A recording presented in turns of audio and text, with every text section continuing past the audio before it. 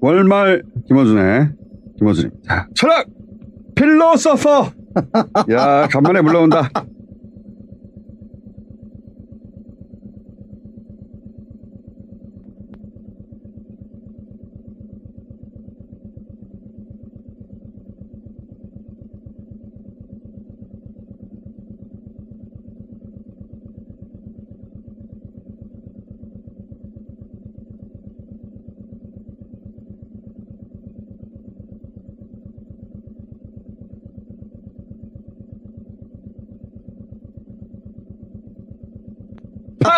야, 원래 광주 북부경찰서만 관심 있던 인물이었는데 12.3 이후 전국구 수배자로 부상한 그 이후 산 넘고 물 건너던 6개월이 이제 곧 다 끝납니다. 오늘 녹음하는 날 오후에 여기 서울에서 본 특강이 있었는데 거기에 내란 종식 이후의 교육 이렇게 됐나봐. 종식 이후. 근데 내란이 들어갔다고 서울시에서 장소를 불허했대. 오세훈이 그렇지 뭐. 그래갖고 뉴스도 나온 거야. 멍충이 하여가 가만두면 아무도 모를 거야. 그렇지. 오세훈은 참 고마워. 나는 사실은 그나마 저쪽 편에서 경쟁력이 조금이라도 있는 친구가 그 친구라고 생각했거든. 이번 대선에서 제일 어려운 상대는 오세훈이었어. 오세훈이었어. 누가 봐도. 오세훈은 명태균이 명태균이가 도와준대. 참 토론해보니까 이준석이가 그 저 누구지? 그 뚜껑? 한 뚜껑하고 비슷한 말을 하대. 형 뭐가 무엇입니까? 형 뭘 정의를 말씀해 주세요. 뚜껑이라니. 아, 철학 교수가 진짜 이름이 생각 안 나서. 사람이 거칠어. 이름이 뭐죠? 이름이 뭐죠? 어? 한동훈 씨. 이름이 뭐죠? 진짜 편집해주세요. 모욕적이다. 이름이 뭐죠? 나는 그거 보면서 그 이준석 씨하고 한동훈 씨하고 둘이 토론을 한번 시켰으면 너무 재밌겠다. 같은 거야. 너무 재밌겠더라고. 철학에서 토론을 가르치거든요. 토론할 때 이렇게 해서는 안 된다는 거. 모범 사례야. 전통적인 수사학이라는 게 있어. 수사학, 레토릭. 레토릭은 지금은 대학에서 안 아니, 가르치고. 예전에 소피스트 있잖아. 그렇죠, 소피스트야. 그런 자들이야. 그건 지금은 왜 안 그렇지냐면 그거 옛날에 아래 것들을 휘어잡을 때 하는 수법이거든. 그러니까 입 다물게 하는 거거든. 대선 토론에서는 제일 하면 안 되는 게 상대 후보 지지자들 열받게 하는 거예요. 그렇지. 그것만 해. 어차피 TV 토론으로는 자발적인 폭망은 있어도 자력 역전은 없는 거예요. 그렇죠. 자발 폭망의 대표적인 사례는 안철수가 있죠. 그렇지. 알미야만 달리고 자기한테 자기가 술탄 던진 거 아니야. 그렇지. 프레임 전쟁의 표본을 보여줘서. 그렇지. 코끼리 생각하지 마. 코끼리. 라고 코끼리 계속 얘기하는 거지. 그렇게 자발 폭망은 있지만 TV 토론을 너무 잘해가지고 지지율이 급등해서 역전했다. 이런 건 전 세계에 없어요. 그런 일은 없어. 왜냐면은 대선 TV 토론 이미 감정이입하고 내 편, 네 편 갈라서 본단 말이야. 그렇지. 내 편이 하면 태클이고 기술이고 상대가 하면은 반칙이야. 그렇지. 그래서 지금 이재명한테 역전하는 방법은 이준석이 토론을 잘해서 이런 건 뭐 택도 없는 소리고 오로지 이재명 스스로 바지 똥 싸야 돼. 그렇지. 그렇죠. 많이 싸야 돼. 그렇지. 막 똥 바지 밑으로 질질 흘러가지고. 그렇지. 그걸로 부족해요. 계속 돌아다녀야 돼. 그래도 사실 부족해요. 이 지지율 격차로는. 그거 얼굴 발라야 돼. 그래도 될까 말까야. 그렇지. 지금 격차가. 그러니까 이 토론회를 어떻게 된다는 건 말도 안 되는 소리야. 그렇지. 근데 이제 1차 토론에는 이재명 대표가 너무 피곤해 보였어. 아니 그거 진짜로 피곤했어. 당일날은 유세 안 하고 토론 좀 했어야 되는 거 아니냐. 그랬더니 아니 왜 계속 유세하고 바로 그러니까. 토론에 갔다는 거야. 그럼 피곤하지 진짜로. 그러니까. 피곤해 보이더라고. 처음에는 그 생각을 못했는데 뭔가 사람이 피곤해 진짜. 그렇잖아. 근데 두 번째는 아주 나이스하더라고. 김문수는 보니까 좀 안 됐어. 대한민국에서 누가 김문수를 대통령감으로 생각했냐고. 한독수 발판으로 쓰라고 하다가 실패해가지고 졸지 후보된 거 아니야. 그렇지. 그러니까 보수에서도 대통령감이라고 생각한 적이 없어요 김문수를. 아, 권성동이 그런 생각 같아. 차라리 내가 나갈까? 그러다 보니까 토론회에서 하는 말 족족이 대통령 후보로서 튜닝된 게 하나도 없어. 다 그냥 아스팔트에서 태극기 부대 할 때 하던 소리야. 그러니까 토론을 하다 보면 이런 게 있어요. 저 사람이 평상시에 하는 말인가 준비한 말인가 이런 게 있는데 평상시에 하는 말은 자연스럽게 나와. 근데 준비한 말은 긴장이 돼요.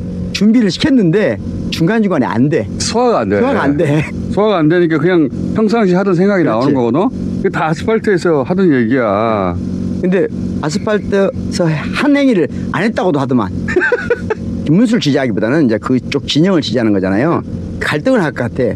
나중에 김문수를 안 찍었다고 내가 말해야 더 그래서 지지 않을까? 부끄러울 것 같아. 그러니까. 국민의힘은 찍어야 되는데 김문수야. 그렇지. 그래서 내가 한편으로는 짠하다는 거야. 자기 진영으로부터 지지도 못 받는 후보가 나와가지고 막판에 뭉치기 어렵습니다. 그래서. 그 불가능해요. 네. 근데 이제 사람들이 6개월 동안 하도 뒤통수를 많이 맞다 보니까 아직도 불안한 거죠. 그렇지. 뭐가 나오는 거 아닌가? 근데 민심이라는 게 하루아침에 바뀌는 게 아닙니다. 저한테도 와서 귀에다 대고 괜찮겠죠 하는 사람이 많아요. 불안한 거예요. 그렇게 숫자가 많아. 이렇게 큰 차이가 나도 그럼 나도 모른다 해야 되잖아. 근데 나는 지금 안 그래. 괜찮아요. 그래. 이게 하루아침에 만들어진 구도가 아니잖아요. 지난 6개월 동안 마음 먹었단 말이야 사람들이. 단이나 뭐 다 소용없어 씨발. 단일화 좀 했으면 좋겠어. 나도 씨발. 김문수 뭐 씨발. 이준석은 말할 가치도 없고. 그렇지. 패스 씨발. 그 친구는 앞으로 거론하지 마. 내가 보니까 급이 너무 떨어지더라고. 토론대에 나와서 중고등학교 할 때 토론대회처럼 하고 토론대회 있어. 수준이야 그냥. 자기를 지지하지 않는 사람을 어떻게 정서적으로 납득시킬까 이런 게 없어요 그냥. 나도 토론 옛날에 한참 가르칠 때가 있었거든요. 상대가 대답할 수 없는 질문을 하라든가 상대가 가지고 있지 않은 카테고리를 제공하라든가 기술. 기술이 있어. 이 친구는 그 기술을 써. 그런데 당황할 때가 있잖아 아마. 그 기술을 써가지고 상대가 그 드리블에 휘말려야 되는데 그렇지. 이재명 후보가 안 휘말리니까 안 들어와. 안 들어오니까 짜증이 나. 선거는 이게 됐어요. 근데 이제 선거가 아니라 다른 방법을 쓸까봐 걱정하는 사람들은 있지. 있죠. 지난 6개월간 저자들이 어디까지 할 수 있는지 다 봤지 우리가. 상상을 초월한 짓들을 하니까 그래서 걱정도 하는 거지. 저격 이런 거 저격총을 분해해서 들여온 건 사실인 것 같아요. 여러 루트로 여러 사람들이 같은 정보를 말하는 거 보니까.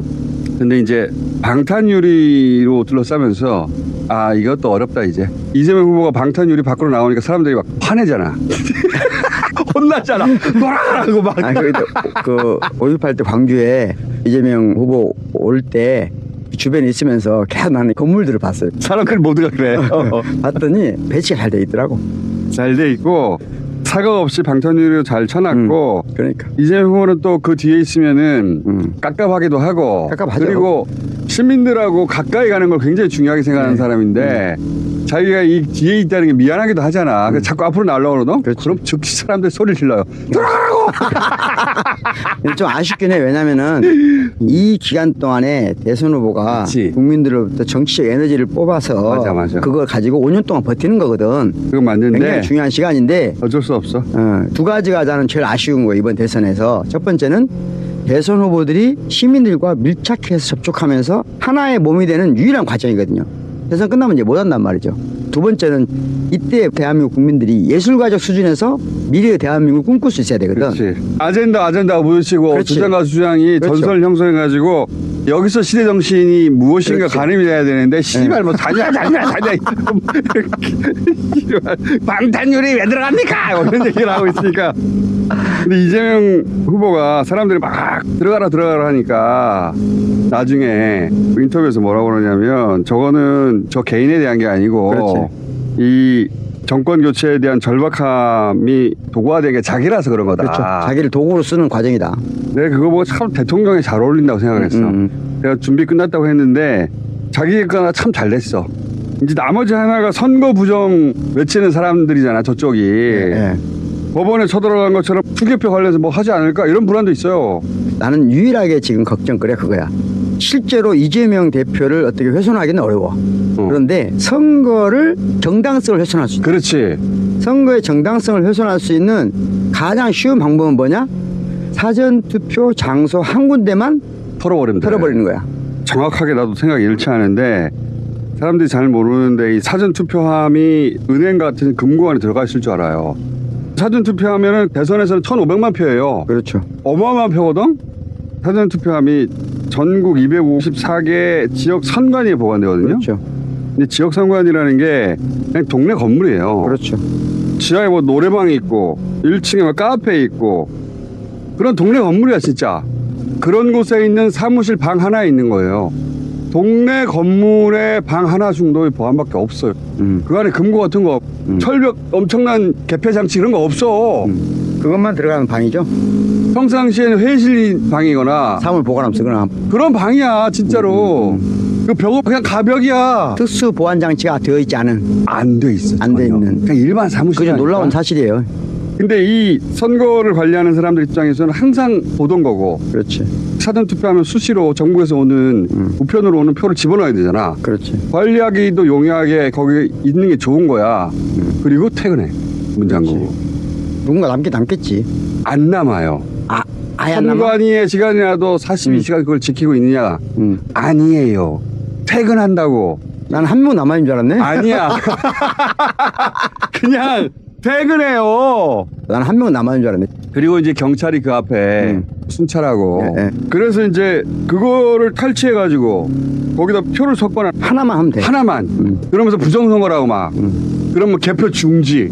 이런 사태가 벌어지지 말라는 법이 어딨어. 없어. 법원에 들어가서 불을 지르려고 했던 애들이잖아요. 그렇지. 254개 중에 그나마 그렇게 하기 어려운 선관위 사무실도 있고 진짜 취약한 동네 사무실에 있는 건물도 있어요. 그렇지. 그 중에 하나만 골라서 하면 되거든. 윤석열을 추종하는 사람들의 사고방식으로 보면은 한 곳에서만 그런 사건이 일어나면 자기들의 계엄까지 정당화된다고 믿는 친구들이야. 그리고 한 곳에 일어나면 전부 다 그랬을 거라고 보고 난리법석을 떨 거 아니야. 그러고도 남지.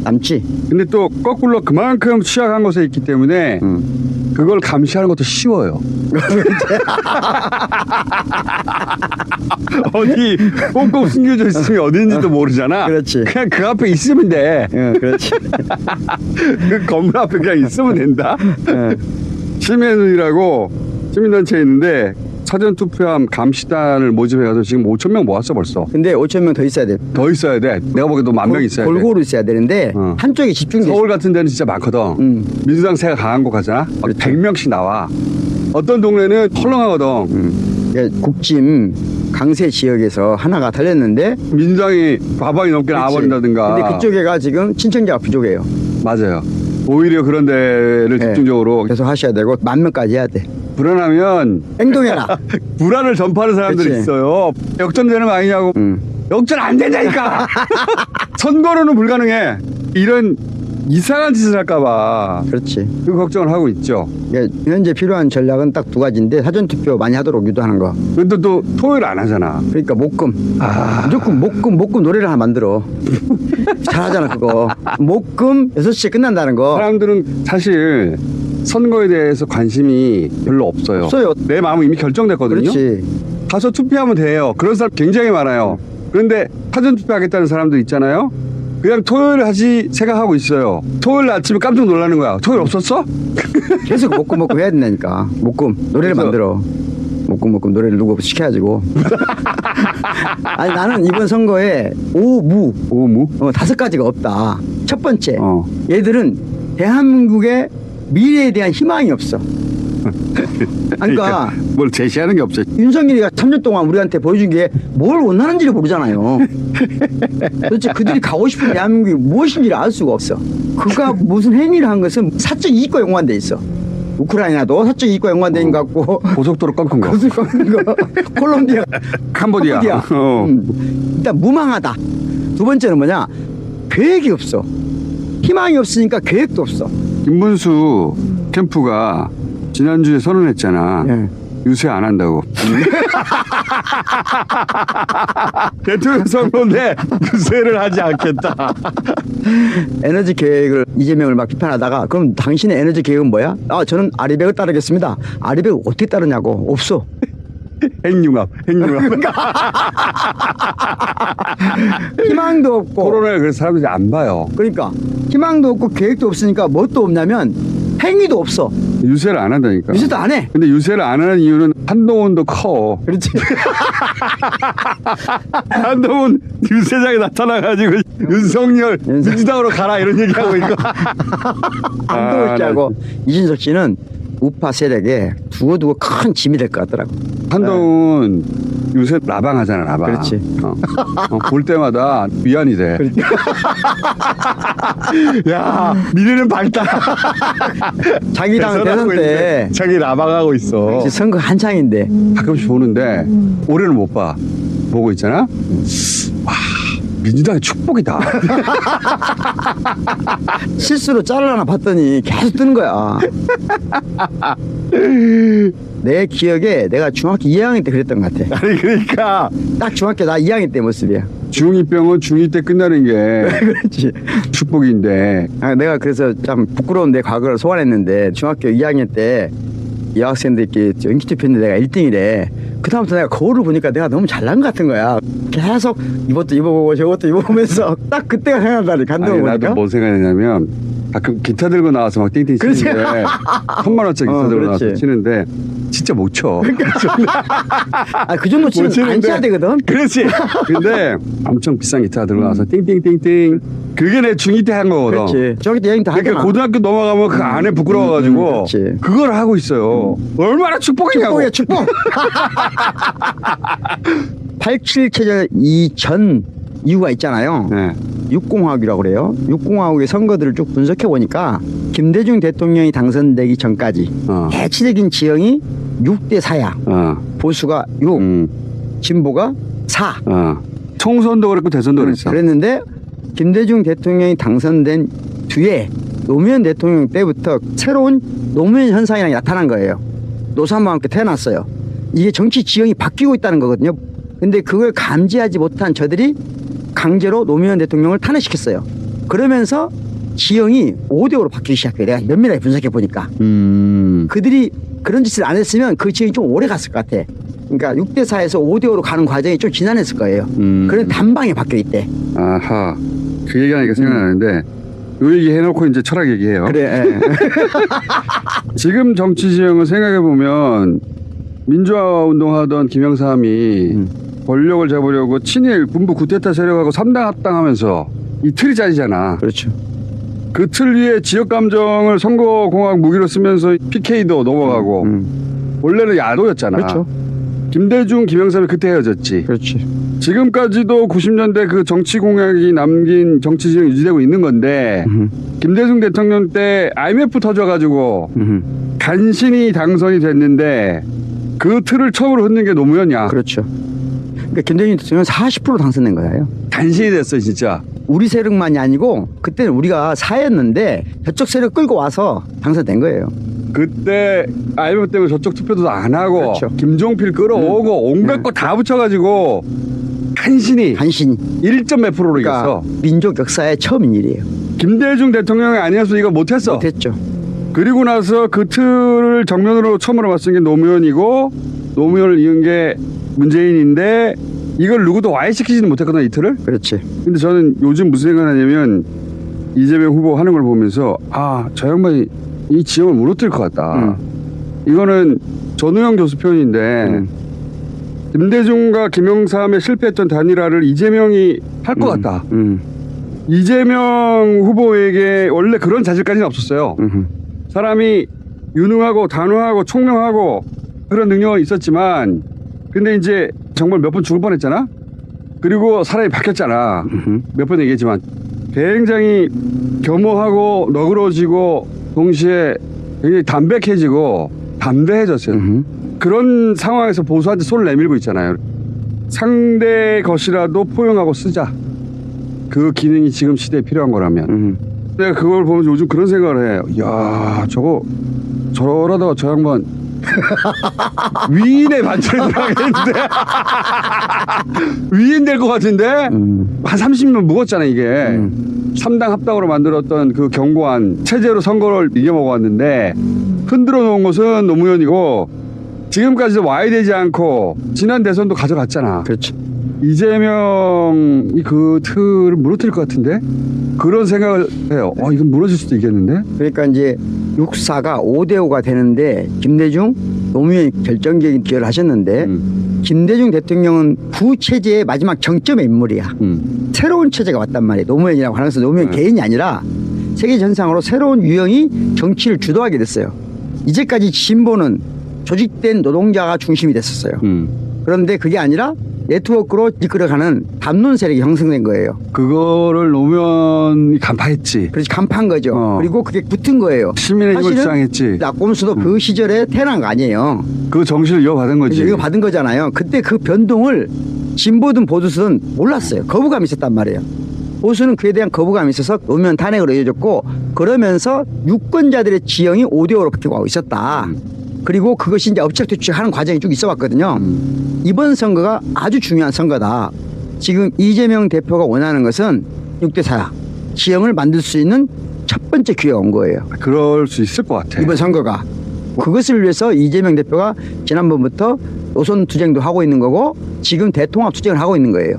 예전에 제가 연구를 한 거 있어요. 복지에 대한 OECD 국가별 통계 분석을 해서 논문을 쓴 적이 있었거든요. 보면 그런 것도 했어? 그러면 우리가 몇 가지 오해하고 있는 것들이 많아요. 복지와 관련해서. 첫 번째는 복지란 가난한 사람들을 위한 제도라는 것 자체가 통계적으로 오해입니다.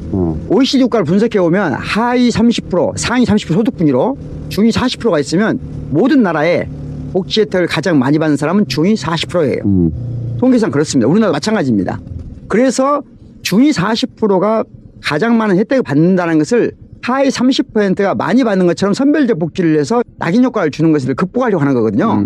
더 중요한 게 하나 있어요. 우리가 북유럽형으로 할 것이냐 일본이나 미국형으로 할 것이냐 문제예요. 이 두 나라하고 북유럽 국가의 가장 결정적인 차이가 뭐냐. 어떤 지표가 싱크로율이 가장 높은가를 봤거든요. 딱 하나예요. 불특정 타인에 대한 신뢰도예요. 신뢰 자산인데 그게. 그렇죠. 자산이 없으면 합의가 안 돼요. 그렇지. 예를 들자면 이런 거거든요. 북유럽이나 서유럽 같은 경우는 좋아. 복지 혜택을 위한 예산이 필요해. 그 예산을 만드는데 국민적 신뢰가 있기 때문에 그게 목적성으로 간접세에서 오든 직접세에서 오든 법인세에서 오든 상관이 없어. 결정이 돼요. 북유럽 같은 경우는 법인세가 없이도 다 된단 말이에요. 간접세로. 왜? 국민 신뢰가 있기 때문에. 미국은 이게 안 됩니다. 그러니까 최근에 고발됐던 거 말하는 사회적 신뢰 자본이 그렇죠. 그게. 그렇죠. 이재명 대표가 저의 논문을 읽을 수는 없지만 그런 어떤 것을 몸으로 깨달은 것 같아요. 자기가 하고 싶은 대한민국 국가, 약자들에게 힘이 되는 국가를 만들려면 이런 정치적 악화를 극복해야 된다. 다시 말하면 국민 신뢰를 회복해야 된다. 사회 통합을 이뤄내야 된다. 그러니까 신뢰를 얻어야 돼. 그렇지. 그걸 지금 하고 있는 거예요. 지금 이재명 후보가 걷고 있는 행보들 저쪽 진영 사람들 만나고 연기방하는 게 바로 그 작업이거든요. 그렇죠. 이게 선거공학으로 그 사람이 표를 가져올 수 있는 게 아니에요. 그렇죠. 영입으로 따라오는 표가 없어요. 없어. 이 양반이 하고자 하는 것은 그걸 보여주고 싶은 거거든. 그렇지. 이번 대선에 이기기 위한 게 아니라 대통령이 되고 나서 하고 싶은 일 때문에 지금 이렇게 하고 있는 거예요. 맞는 얘기예요. 나하고 똑같은 얘기를 하고 있는 거야. 내가 좀 세련되게 하고 있죠? 내가 말했잖아. 위인 되려고 하는 건가? 그 통합을 통해서 새로운 일을 하는 거예요. 더 나은 일을 하는 거예요. 그러니까 최근에 유입된 거의 모든 사람들이 이번 대선에 직접적인 도움을 준 사람은 아니에요. 그러니까 정치인 하나 데려갔다고 표가 오지 않아요. 그런 목소리가 보수에서 안 나오고 있거든. 그렇지. 윤석열이 다 죽여놨어. 짓눌러놨어. 근데 그렇게 주장하는 사람들과 같이 일하고 싶은 거예요. 그렇지. 보수까지 영역을 왕창 넓히려고 하는 거야. 그렇죠. 이 관계토 아니야. 87체제 이후에 가장 득표를 많이 한 박근혜. 기이한 방식으로 가장 적은 차이로 당선된 윤석열. 대통령이 될 때는 모든 세력을 끌어모았어요. 두 사람 다. 그렇지. 근데 대통령이 되자마자 다 분열시켰어요. 근데 이제 윤석열에 비할 바는 아니야. 박근혜는 해봐야 친박 반박이었거든. 그렇지. 그래서 드리고 싶은 말씀은 이재명 대표가 하는 지금 스텝은 우리가 신뢰해야 된다. 나도 그렇게 생각해. 이걸로 선거공황의 관점이나 그런 관점이 아니다. 네, 영입 프로젝트 이렇게 생각하면 안 되고 그냥만 이걸 진짜 하고 싶은 거예요. 그렇죠. 지금은 당장 선거니까 눈에 띄는 정치인들 영입이라면 나중에는 그 진영의 학자들이나 시민이나 그 사람들 다 그렇죠. 끌어안고 싶은 거예요. 그래서 신뢰에 기반한 협의와 합의를 이끌어내야만 나라가 변하는 거거든요. 다행히 윤석열이 그걸 다 뭉개놔가지고 그러니까 윤석열은 진짜 다 없애버렸어 모든 거를. 아직도 없애는 중이야. 아직 사법부까지 파괴되고 있잖아. 나중에 나는 윤석열 동상 조그맣게 세워주고 싶어요. 경국 옆에 이미테이션 하나 만들어줘.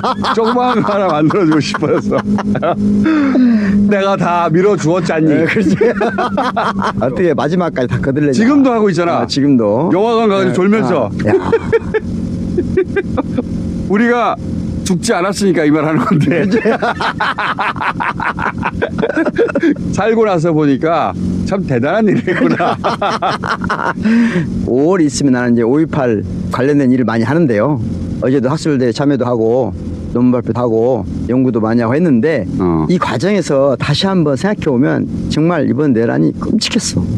여러 번 죽을 뻔했어. 끔찍했어 아주. 12월 3일만 죽을 뻔한 게 아니고 그 이후로도 끊임없이 시도했잖아. 그렇지. 한독수로 바꿔치기 하는 거 봐고. 와, 더 끔찍한 진짜. 것은 5.18 연구를 해보면 마지막에 사법이 그들의 편을 쓰거든. 이번에도 그렇게 섰어. 그러니까. 그거를 그전에는 우리 눈에 안 띄게 하다가 그렇지. 바닥에 다 드러나가지고 선수가 없으니까 이제 대법원장이 직접 나섰잖아. 선수로. 5.18을 연구하면 할수록 우리 역사를 연구하면 할수록 이 나라의 법치주의를 법관들은 지켜온 적이 없어요. 개개인은 있지. 개개인은 있지만 이 나라의 법치주의를 지킨 사람은 온전히 이 나라 국민이에요. 그렇지. 법치주의 하면서 사법권 독립 말도 안 되는 논리거든요. 독일은 자 법관은 우리가 선출하지 않잖아요. 선출하지 않은 대신 법관끼리 자기들끼리 인사하고 권력 행사하지 못하게 돼 있어요. 법관 인사는 다 민주적 통제 인사를. 야, 그렇구나. 내가 이거 진짜 중요한 문제인데. 대법원장이 마음대로 대법원 인사에 가입 못해 아예. 예. 그렇지. 그렇게 해야 되지. 그렇게 해야죠. 엄청난 권한을 줬는데 그렇지. 자기들끼리 편먹고 새를 만들어봐. 그러니까 권력자의 편에 서서 지금 하는 거 아니에요. 그렇게 네? 해야 되겠다 우리도. 아니 그렇게 해야 된다니까. 대륙법 체제가 강점도 있고 약점이 있다 했잖아요. 가장 큰 약점은 내적 정합성 속에서 빠져나오지 못해. 그렇지. 말 장난이란 말이야 잘못하면. 법관을 10년만 하면 다 상태가 안 좋아진단 말이에요. 그걸 민주적으로 통제하면 또 위험성이 달려. 주권자가 항상 옳은 건 아니거든. 주권이 인권을 훼손할 수가 있어요. 나치처럼. 그러니까, 그렇지. 그래서 주권이 개입하지 못하라. 시험 봐서 합격하게 했단 말이에요. 대신 자기들끼리 인사를 하게 하면 자기들끼리 이익 공동체가 될 수 있단 말이에요. 그렇지, 그걸 그렇지. 차단해야 돼.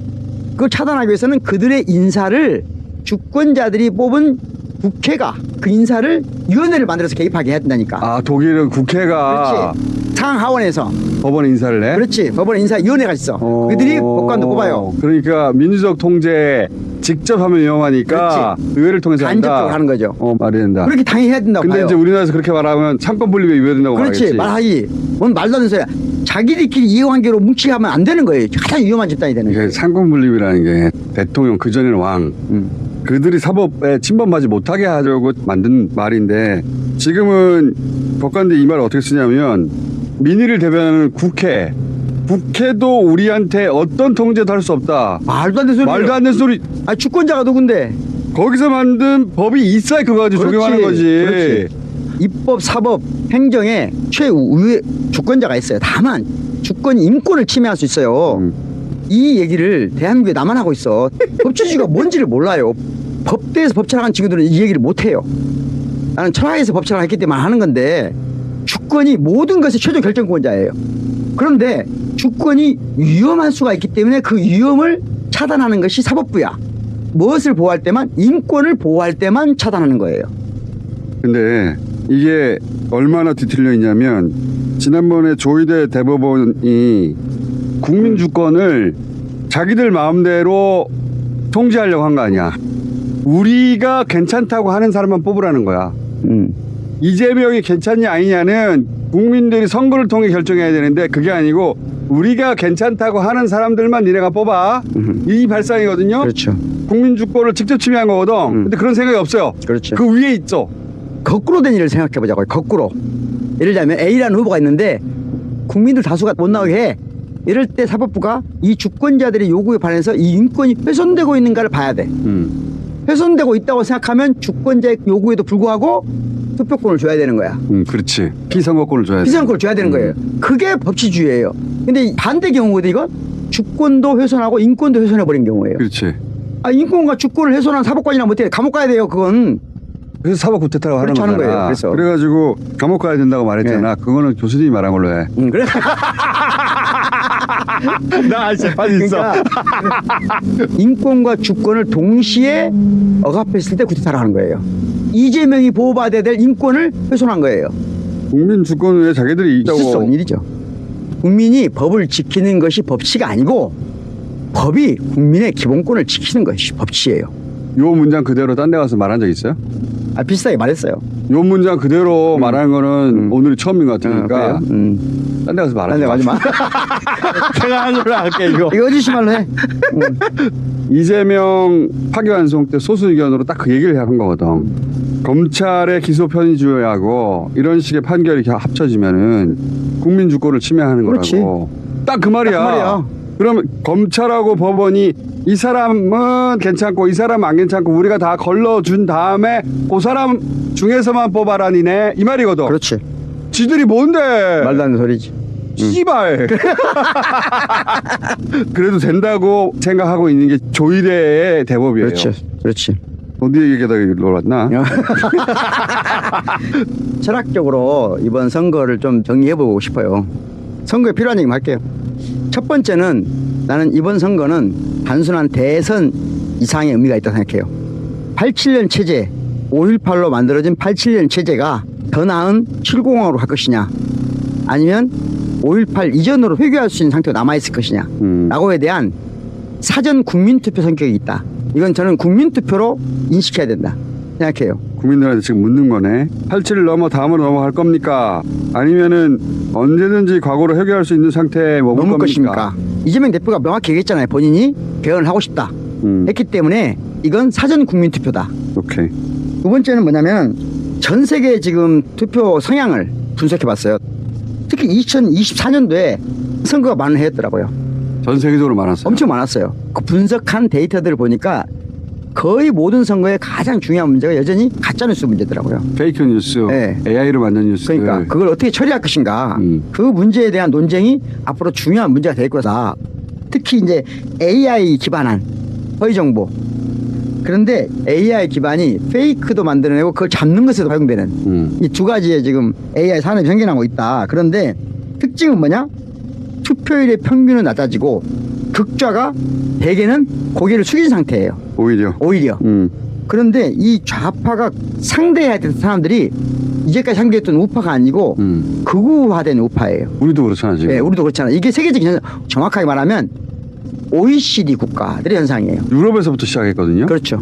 보수에서 극우가 세력을 확대하고 있어요 지금. 예, 예. 그 축에 젊은 남성들이 있어요. 그렇습니다. 그게 똑같습니다. 그 핵심 정서는 박탈감이에요. 예. 박탈감, 불안 외로움. 박탈이고 외로움 정확한데 연애를 못해요 이 그러니까 세대가. 외로움, 어. 박탈감, 불안. 원숭이 무리에서 짝을 짓지 못한 수컷들이 저지르는 일들이 있거든요. 예. 그 일이야. 어떻게 해결할지 신경 써야 됩니다. 요 맥락에서도 이재명 대표의 대통합 프로세스는 굉장히 지금 바람직한 태도라고 봐요. 맞아요. 동시에 또 하나가 필요한 게 뭐냐면 대선이 끝나고 나면 우리 진영의 젊은 좋은 정치인을 많이 배출해야 돼요. 저절로 되진 않는데. 예, 대대로 되지 않죠. 인지적으로 될 수 없는 거잖아요. 그런 토양이 만들어져야 되잖아요. 그건 나중에 대선 끝나고 얘기하기로 하고. 그렇지. 더군다나 저쪽은 기획을 통해서 탄생시켜서 단기간 내에 선거에 내놓는 걸 잘하는데 이 진보 진영은 그걸 용납하지 않아요. 켜켜이 서사가 쌓여야 그렇지. 비로소 인정하거든. 그리고 내부에서 성장해야 되거든. 시간이 걸려. 우리는 생각해봐요. 다 대통령 지금 얼마나 센 거지? 김대중 죽을 몇 번을 죽었어. 이재명 다음에 프로젝트를 이재명 네. 당선하기 시작해야 돼. 그러니까 김대중 대통령이 가장 큰 고마운 점이 어떤 점이냐면 김대중 대통령이 5.18 바로 직후에 저쪽에서 협상, 타협, 굴복을 요구했단 말이야. 저쪽에서 김대중을 죽였어야 돼. 그러니까 저쪽에 관점에서 보자면 어. 김대중을 죽였잖아요. 지금까지도 그 틀 속에 있을지도 몰라요. 그렇지. 김대중 그렇지. 정도 되는 인물이어서 그걸 다 뚫고 당선된 거예요. 그때 그런 말에 참 너무 살고 싶었다. 근데 내가 살려고 하면 진짜 안 되겠구나.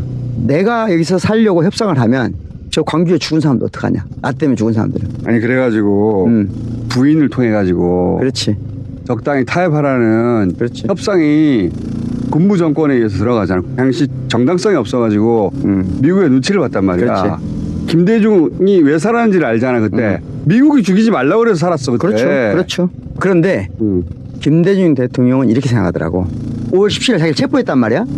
5월 18일부터 광주 시민들이 그렇게 안 싸웠으면 자기한테 타협 요구하고 말 것도 없이 자기를 죽였을 거란 거야.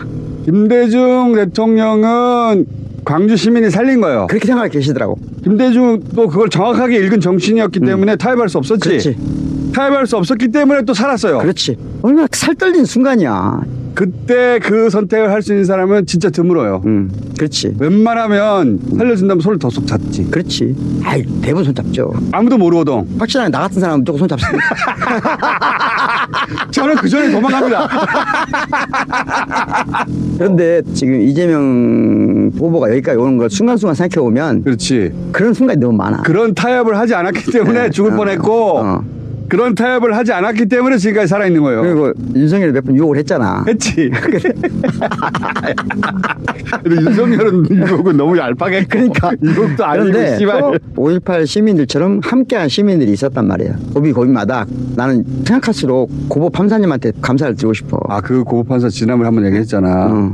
윤석열의 명령을 거부했던 계엄군처럼 대법원장의 명령을 거부한 거예요, 그게. 그렇지. 그걸 우리는 소극적인 명령 수행이라고 하잖아요. 그것에 대해서 가장 정확하게 진단한 사람은 한강 작가예요.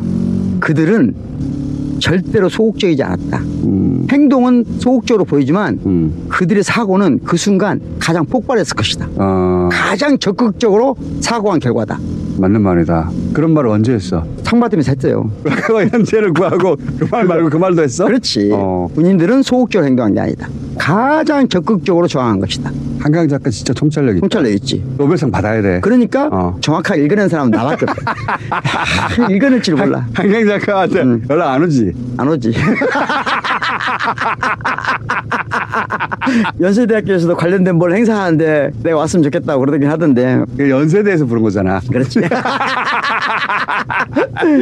고법 판사님이 적극적으로 행동한 거예요. 맞아. 자기가 알고 있는 가장 적극적인 방식으로 저항한 거야. 자기가 알고 있는 무기는 법이기 때문에. 군인들도 그랬고. 소극적인 것처럼 보이지만 실질적으로는 그들의 양식, 그들의 틀 안에서 가장 적극적으로 저항한 거예요. 그 양반들이 그 시간을 벌어줘서. 그렇지. 그러냈으면 지금 대선 없어. 없어. 큰일 날 뻔했어. 그러니까 그 사람들 없었으면은 조희대는 이재명을 날려버렸어. 그렇지. 100%. 난리 나가다가 그렇지. 들켜가지고 지금 대박살 났는데. 그렇지.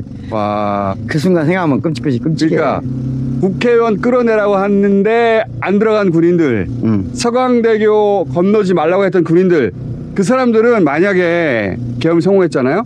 그 사람들은 사형당했어. 아, 당연하죠. 죽었거든요? 그들 열려면 그게 군사 반란이거든요. 그렇죠. 총살할 수 있습니다. 총살당했어요. 그걸 감수한 거거든 그때. 그렇죠. 그 정도 결단을 한 거예요 이 그렇죠. 법관들도. 나중에 이거 특검에서 군사 반란 발견해야 돼요. 외환하고 군사 반란부. 그렇지. 예. 마지막으로 이재명 대표의 특성을 한 가지 철학적으로 설명하고 싶어요. 이재명 대표가 정치 지형을 바꿀 수 있는 6대4로 전환시킬 수 있는 핵심적인 힘이 뭐냐? 크게 두 가지예요. 이재명 대표는 정당의 목적이 뭐라고 했죠? 정당의 목적이 헌법에 규정된 정당의 목적은 정권 창출이 아니에요. 국민의 정치적 의사 형성이에요. 국민의 정치적 의사 형성을 하는데 적극적으로 관여하고 함께하는 게 정당의 목적이에요. 처음으로 제대로 그걸 실현하는 사람이 이재명이에요. 그걸 어떤 방식으로 하냐? 이재명 대표는 의제를 던져지면은 온 오프라인 전역에서 움직이는 여론 형성 과정, 정치적 의사 형성 과정을 관찰하고 참여합니다. 자기도 직접 참여해요. 참여해요. 토론회에 자기가 참여해서 자기가 토론을 합니다. 아주 많이 합니다. 제가 알기로. 그러니까 내가 깜짝 놀란 게 뭐냐면 보통 그런 토론을 하면 지겹거든요. 내가 동의하지 않는 말을 오랫동안 들어야 되거든요. 그런 정도 자리에 간 사람은 니네가 토론하고 나서 결과를 가져와 그러거든요. 그렇죠. 이 양반은 거기 가서 자기가 토론하고 있어요. 그렇죠.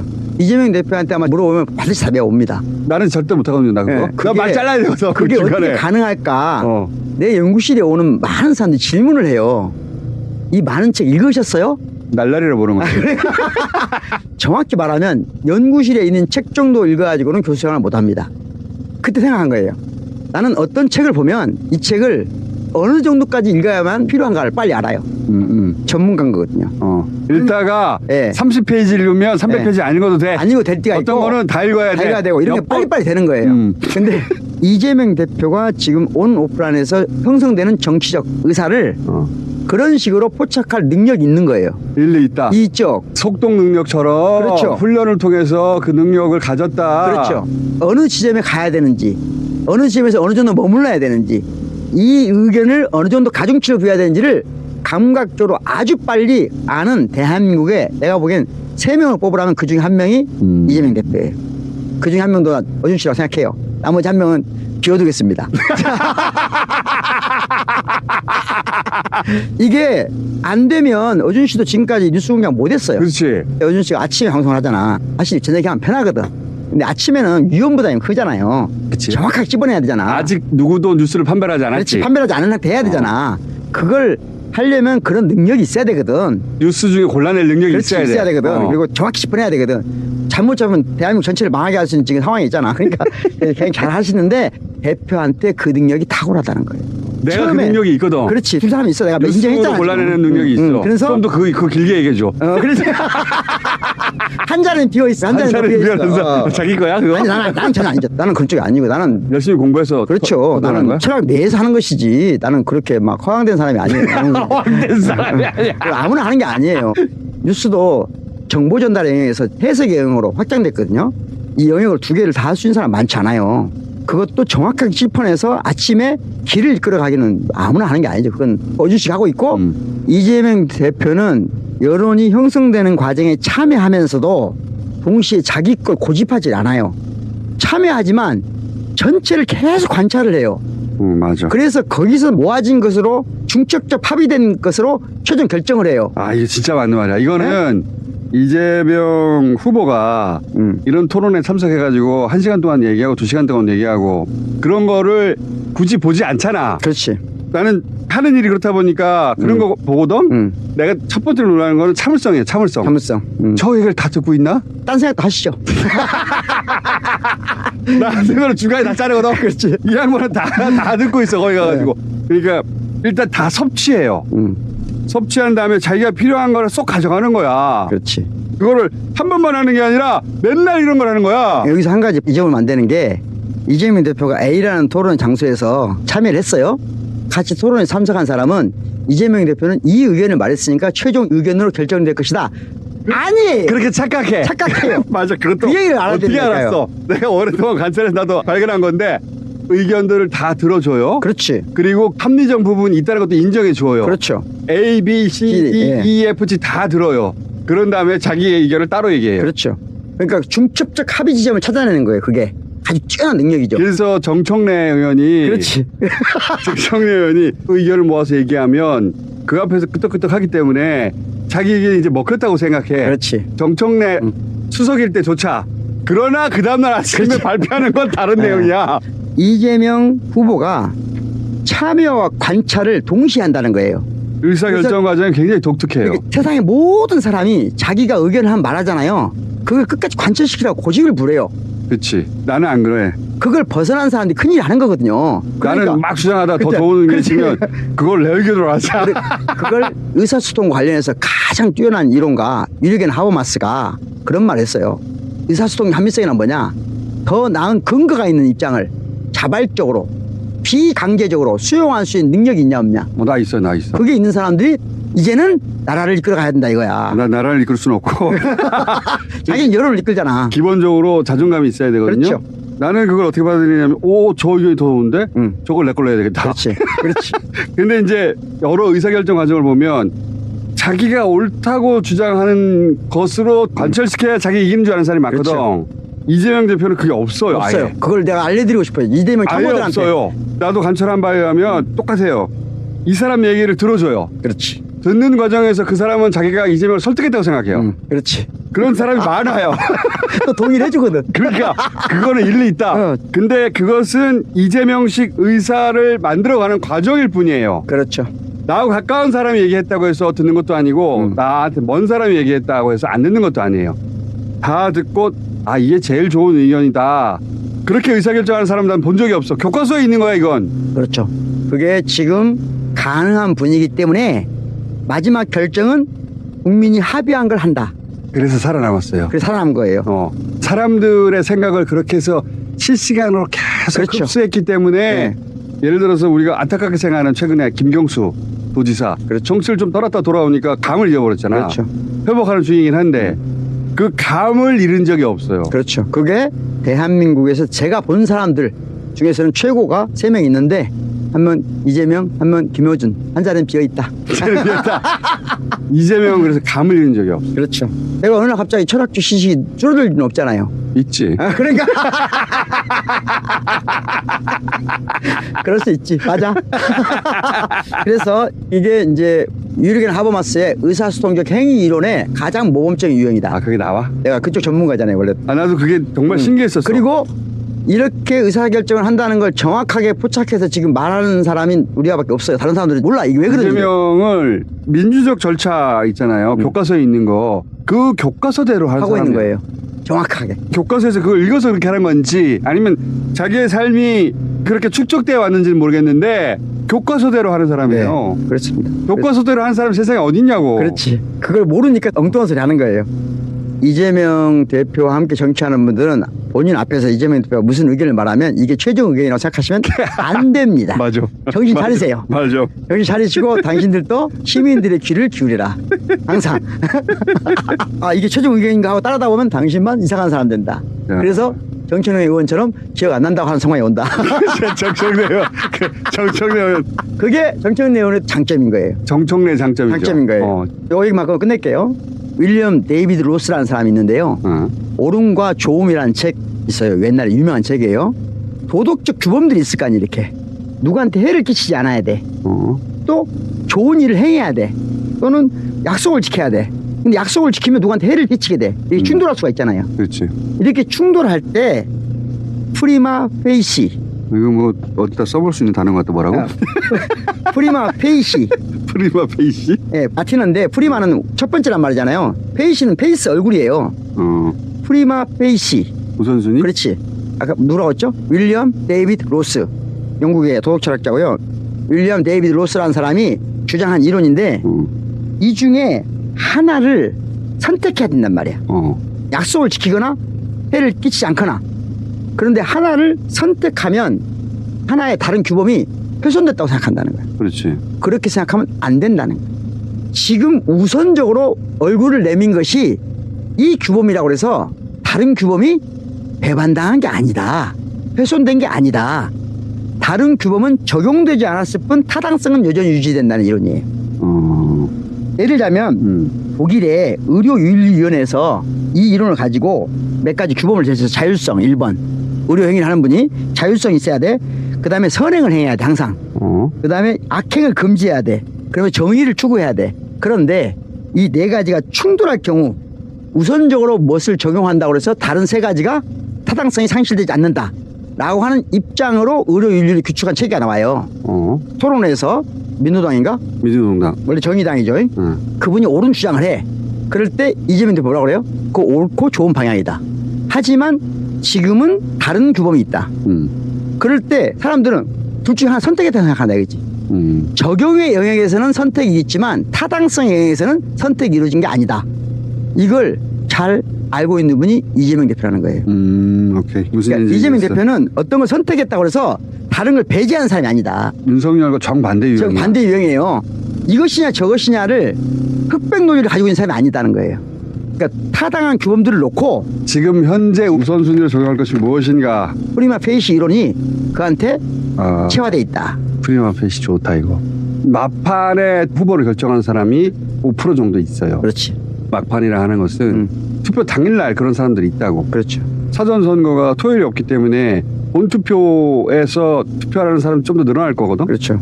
본투표에 투표하고 싶어서가 아니라 사전 못하니까. 놓쳐가지고 본투표로 오는 사람들이 꽤 있을 거야. 보궐이라서 그나마 다행인 게 8시까지 시간이 있어요. 그렇지. 그러니까 아마 본투표가 이전 대선보다 많아진다고 봐야 되거든.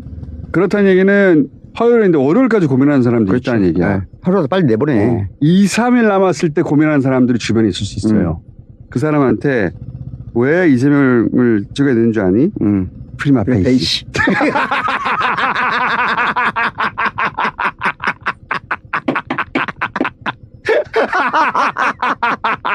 못 알아들어도 돼. 어차피 그때는 명분이 필요하단 말이야. 내가 그렇지. 찍어야 할. 프리마 페이시. 너 그거 몰랐어? 프리마 페이시? 이재명은 야. 프리마 페이시잖아. 전 세계적으로 유명해. 더 나은 근거를 제시하는 입장을 언제든지 자발적으로 비강제를 선택할 수 있는 의사소통적 행위 능력이 다 있다. 못 외워. 필요 없어. 프리마 페이시. 그러니까 많은 단어들을 통해서 고민하고 있을 거 아니야. 그렇지.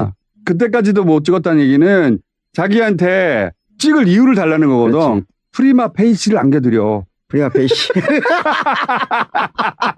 왜 찍어야 돼? 프리마 페이시잖아. 그렇지. 너 그거 몰라? 전 세계적으로 유명해 이거. 누구라고 말해요? 윌리엄? 윌리엄 데이비드 로스. 너무 길다. 씨, 다 이렇게 길어 그냥 이렇게. 제일 쉬운 거 로스. 윌리엄으로 해. 윌리엄. 언제적 사람이야 이 사람?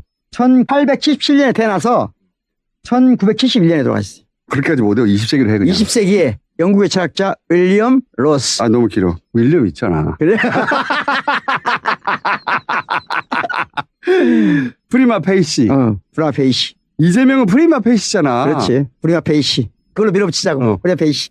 불안하면 밭을 가세요. 그렇지. 선거는 이게 돼 있어요. 근데 불안한 마음은 계속 있을 수 있잖아. 그러면 밭을 가라. 뭘로 가냐? 프리마 페이시.